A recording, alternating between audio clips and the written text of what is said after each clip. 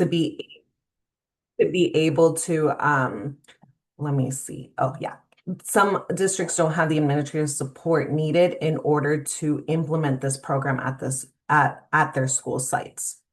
So what something we've been doing is I do oversee the capacity grants. So with that, I do have a list of emails. We do have a direct, hybrid, and delegated allocation. So that means some LEAs decided to give all of their capacity grants to us. Some decided to take all of their allocation for themselves, and others half and half.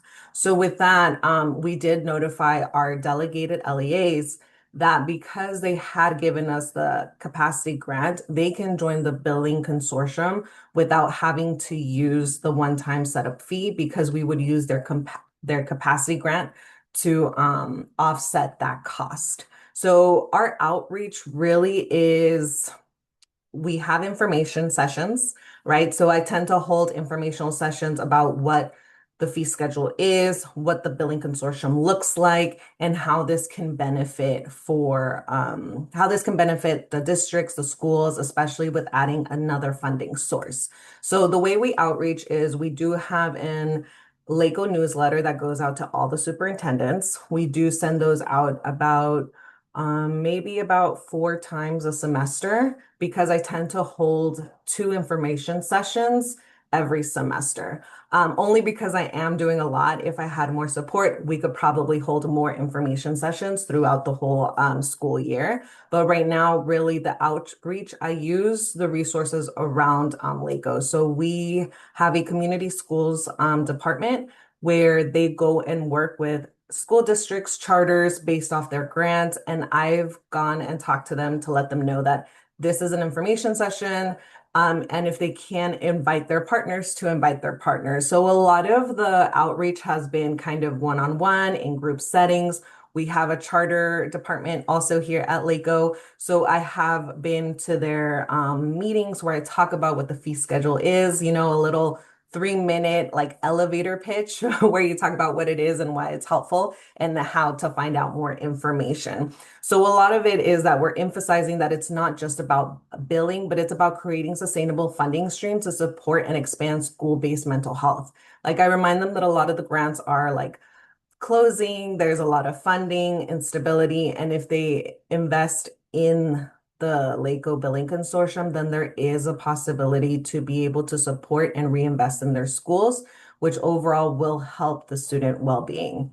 Yeah, so something that we have here. So after all the outreach is done, like I said, I joined regional meetings, just getting out the word. A lot of the people in my unit support me with that as well. So it's not just me, it's multiple people that are assisting that I had to educate on what this is so that they can go out and talk to their partners and bring them in. Like there's some that we have a grant with the substance abuse program where they also are sharing about this. So it's really just getting the word out by teaching the ones around us to really outreach. But like I said, we send out emails. I send out mass emails, phone calls. Like if somebody has a question and they're asking about something, and then I kind of put in there, have you heard about the fee schedule? So it's an elevator pitch that I've kind of been working on since the start of this. So after they join the information session, we do have a little QR code where they say that they have an intent and would like to participate. When they fill out that form, then it notifies us to create a contract. I did share the contract with Onu, and she did put it in the resource page for you guys, and it is a delegated and direct contract. So for the LACO Billing Consortium, we do have a one-time setup fee, and it's based on the LEAs or the charter's student enrollment. So the smaller the school, the smaller the one-time setup fee, the larger the school, the larger the fee, only because we do have to train the LEAs. We do have to meet with them. They are using our EHR. So there is that one-time setup fee. However, with the claims, we did let them know that our EHR MBT does charge an 8% fee for the claims because they also provide ORP services. And then we as LACO charge a 7% So it's a total of 15%, which we found that is a standard practice when it comes to providing support for schools like that, which the contracts here, just so that you guys are aware, include the PPA, the attestation letter, and our DUA is already community-based.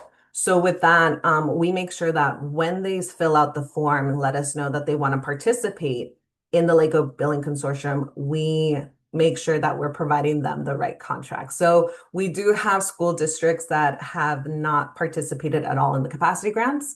So they receive our direct contract, which spells out like what is a one-time setup fee, the administrative cost, the EHR cost, and for our delegated group, it's spread out that we're using the capacity grant to offset all of their costs. So that's the one-time setup fee, the 8% for MBT, and the 7% for us, since we're using their capacity grant to offset all of that. So the reason why we have the contracts split out like that is, one, it's going to be easier for us. Instead of sending, okay, they have the contract first, then we'll send the PPA and the attestation letter. It's better to send it all at once. They sign it all up at once. We receive it. Then I can take the agreements, the PPA and the attestation letter, send it to DHCS, have them sign it, and then they're officially into the program.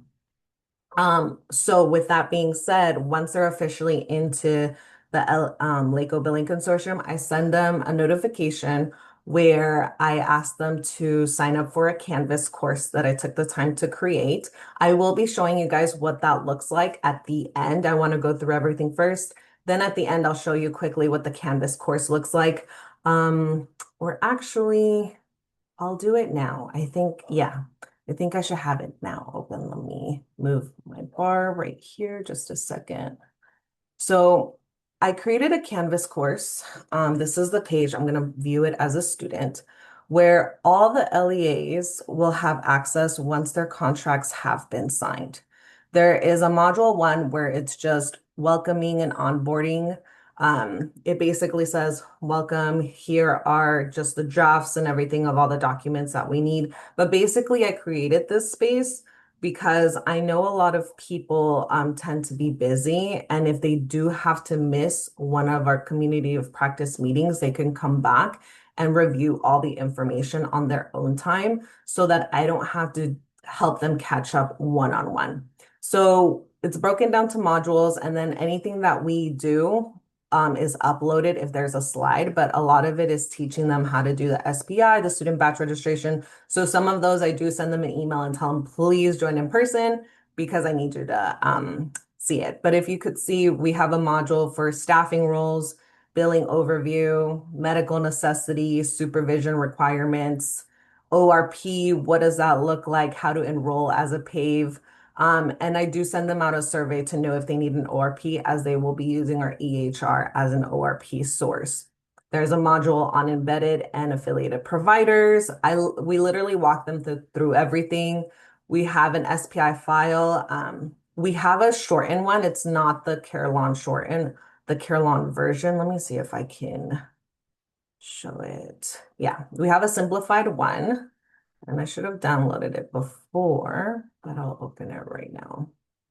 It's a simplified SPI file and it's a simplified student batch registration.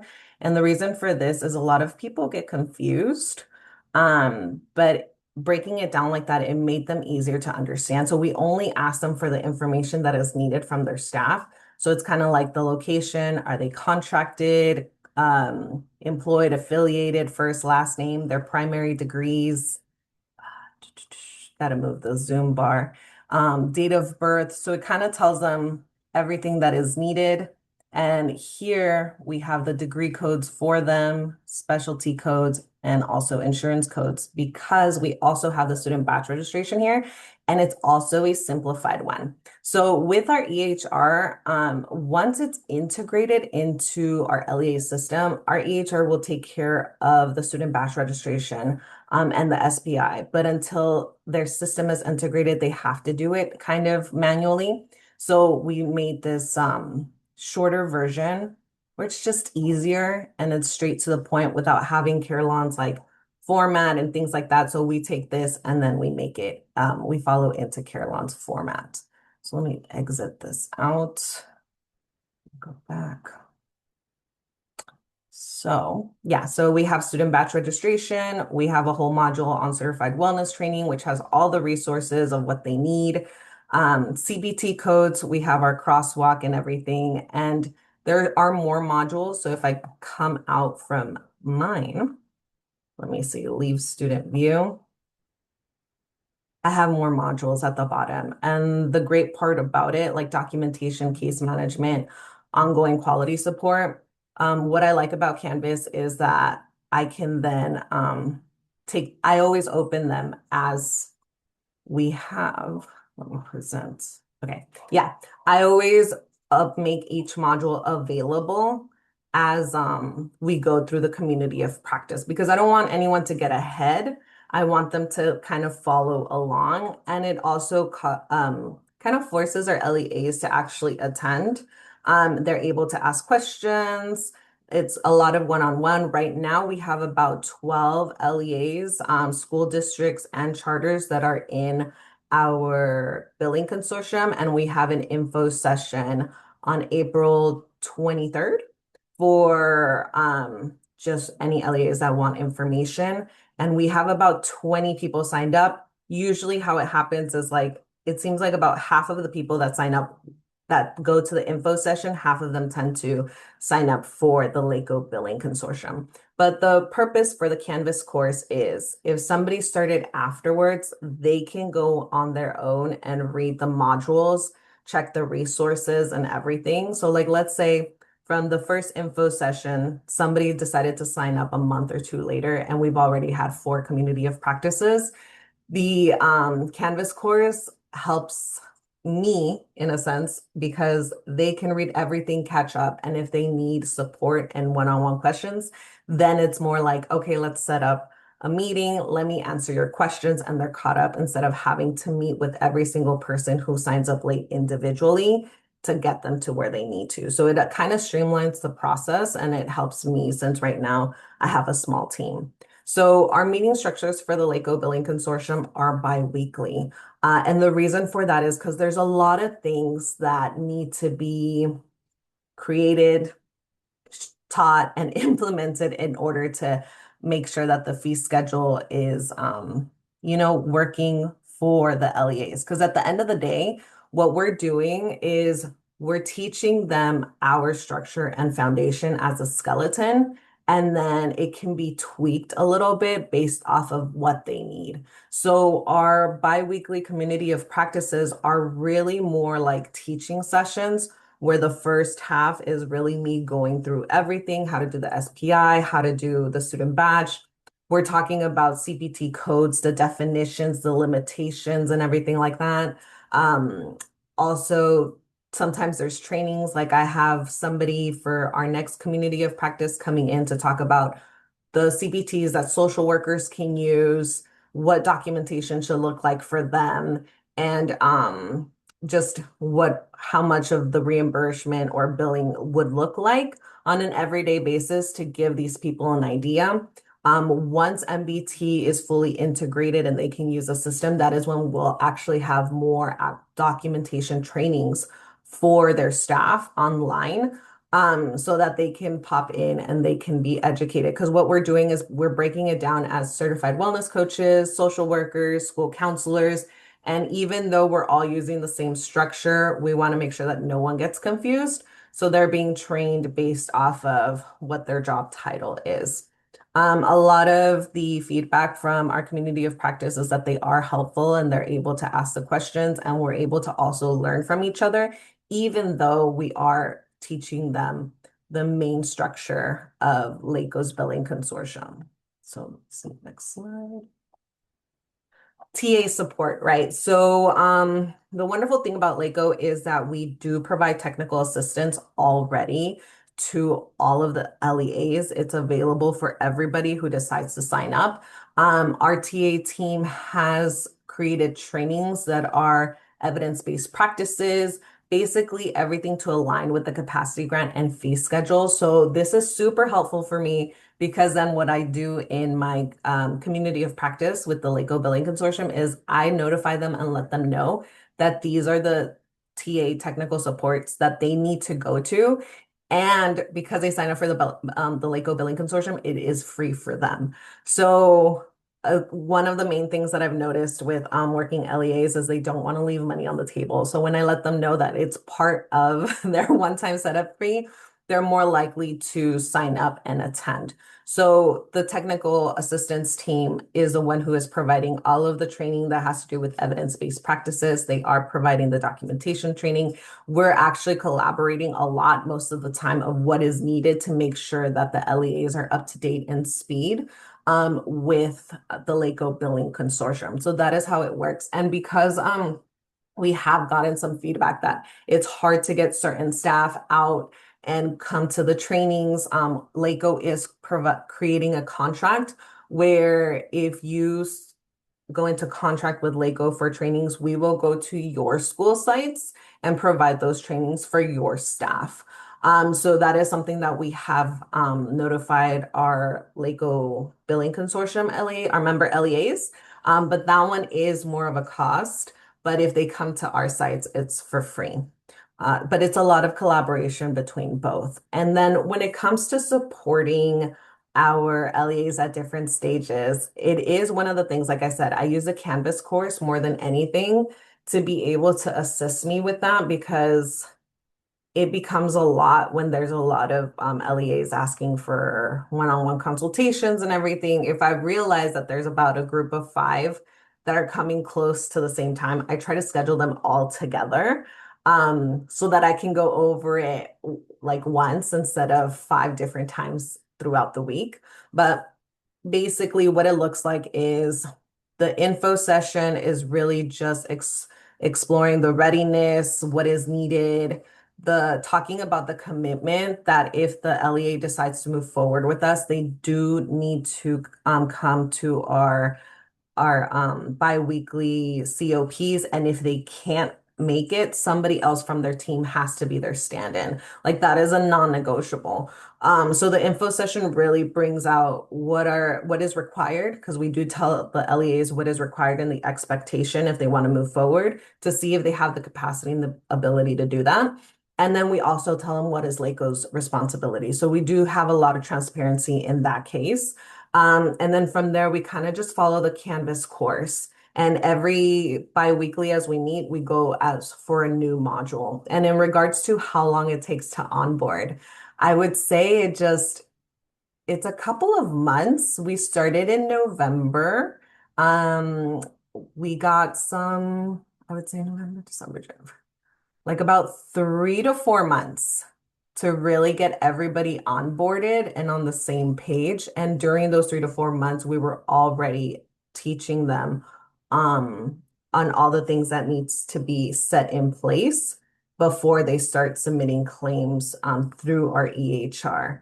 But yeah, when it comes to the support, it really is like for this new information session that I'm going to have in April 23rd, I'm actually going to create a new cohort. So anybody who signs up for that one will be a second cohort, and I will just put them all in together. So if the new cohort starts in like, I'm just going to use January because it's easier, January, and maybe a couple of LEAs come in February or March, it's still okay because they can use a Canvas to catch up. And then I can hold an office hours specifically for the ones that came in later to answer questions if they needed. So sometimes because our LEAs need to complete certain tasks before we can move to the next module, I won't cancel the COP. I will actually make it an office hour where I would send an email, let them know, hey, I gave you guys this deadline to complete these documents, which could be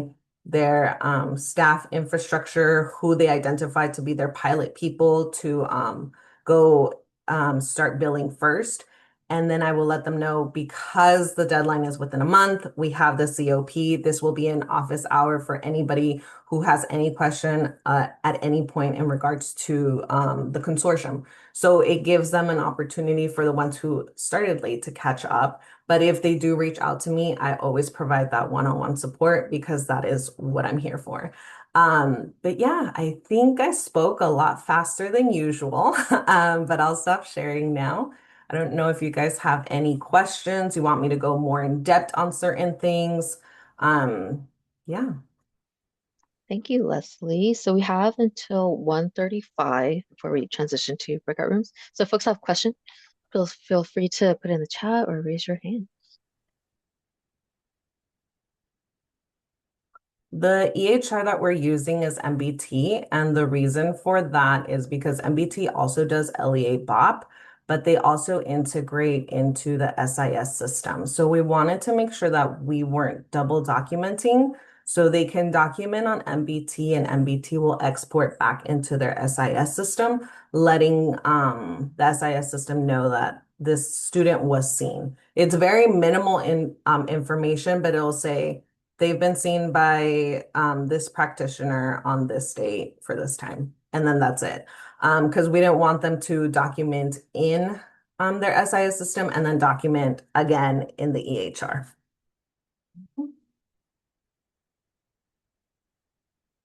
I believe my COE did purchase Canvas. We're allowed to just use it. And they gave us some trainings on them, but it's very fairly simple to use, and I would definitely recommend it. Especially if you got more LEAs that want to join, you can then create a cohort and just duplicate your same structure and modules and then teach them as they go. Vera? Hi, Leslie. I'm just very impressed of your presentation, your effort, and then the course you have for your um consortium model. It's very impressive. I have a Thank you. question about the team structure for building consortium options. Like what's your current team internally? And then if you are getting more LEA on board for your consortium partner, how you estimate your internal team growth. Mhm. Yes, that is a wonderful question because that's actually something that we're working on right now. Currently, it's me. I have a limited term admin analyst who is supporting, which is the one who submits all of our SPI student batch. She has accounting knowledge, so reimbursements and stuff like that is part of the support because we are still working through the capacity grant.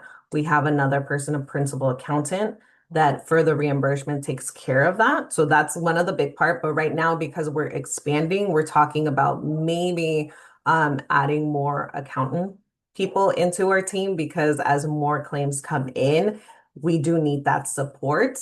In regards to the other side of the team, it's really a lot of collaboration within my own unit. So like I said, with the technical assistance team, there's two people in there. One is for school social work, one is for school counselors. Um, and it's a lot of collaboration. We are looking to maybe hopefully have one specific trainer for just the fee schedule in regards to like documentation training, CPT codes, because that is a big part where they just specialize on that and quality assurance to teach the LEAs how to do this. So the goal is that we're going to teach the LEAs how to do this so they can implement and see if with the reimbursement that they receive, they can hire their own people to continue the quality assurance because that is very important. But the documentation and stuff will be an ongoing basis. And at some point, we plan to have on-demand trainings so that if new LEAs have new staff, they can go into this web portal where it's on-demand trainings and they can go as they learn. There is an admin assistant that supports because we do need that. And I think right now it's very collaborative, but we're hoping to create a team. And I think the team would look for sure. There's the accounting part, the technical assistant, the admin analyst, and probably one more, but we're still working to see if they will approve that. But that's what it looks like right now, collaboration. Mhm.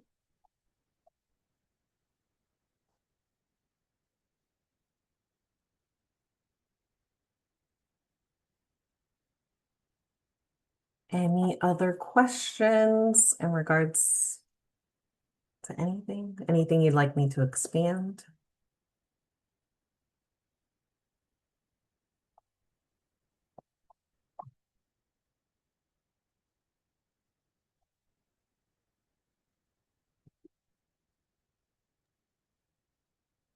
All right, going once, twice. Well, if there are no further questions, we're going to move into our breakout rooms, but all of the amazing work Leslie put into the Canvas shell. If you'd like to connect with Leslie, can you drop your email in the chat? Because I realize it's so much work and it might require other one-on-ones. And so if you'd like to connect with